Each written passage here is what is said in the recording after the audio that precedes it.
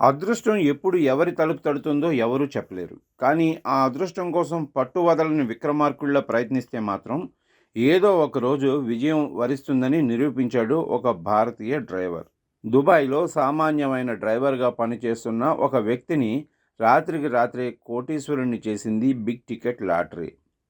గత 15 ఏళ్లుగా నిరంతరం లాటరీ టికెట్లు కొంటూ ఎన్నో విమర్శలు ఎదుర్కొన్న అతనికి ఇప్పుడు కాలం కలిసొచ్చింది. కేరళకు చెందిన విభీష్ పల్లియాలి అనే వ్యక్తి గత 15 సంవత్సరాలుగా యునైటెడ్ అరబ్ ఎమిరేట్స్‌లోని షార్జాలో ఒక ట్రాన్స్‌పోర్ట్ కంపెనీలో డ్రైవర్‌గా పనిచేస్తున్నాడు. ప్రతి నెల తన సంపాదనలో కొంత భాగాన్ని లాటరీ టికెట్ల కోసం ఖర్చు చేసేవాడు. ఎన్నిసార్లు నిరాశ ఎదురైనా కూడా అతని ప్రయత్నం ఆపలేదు. తాజాగా అబుదాబిలో నిర్వహించిన బిగ్ టికెట్ లాటరీ డ్రాలో విభీష్ ఏకంగా 15 మిలియన్ దిర్హమ్స్ అంటే సుమారు 34 కోట్లు గెలుచుకున్నాడు. లాటరీ నిర్వాహకుల నుంచి ఫోన్ వచ్చినప్పుడు అది ఏదో ప్రమోషనల్ కాల్ అని భావించిన విభీష్ అసలు విషయం తెలిసి ఆనందంతో ఉబ్బి తబ్బిబ్బయ్యాడు. నిజానికి ఈ టికెట్ వెనుక ఒక ఆసక్తికరమైన కథ ఉంది. ఫిబ్రవరి 7వ తేదీన విభీష్ ఇండియాకు వస్తున్న టైంలో అప్పటికే ఒక టికెట్ కొన్నాడు.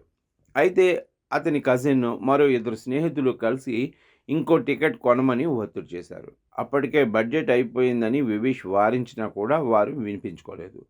చివరికి వారి కోరిక మేరకు ఆన్లైన్లో కొన్న రెండో టికెటే అతనికి ఈ భారీ జాక్పాట్ను తెచ్చిపెట్టింది.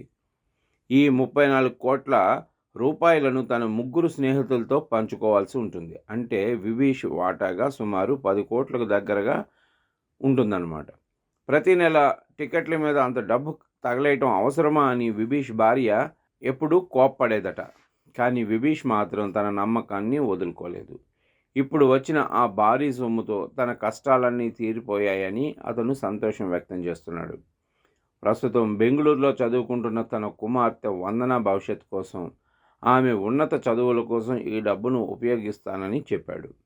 15 ఏళ్ల పాటు పరాయి దేశంలో డ్రైవర్గా కష్టపడిన విభీష్ ఇప్పుడు తన ఉద్యోగానికి స్వస్తి చెప్పి ఇండియాకు తిరిగి రావాలని నిర్ణయించుకున్నాడట.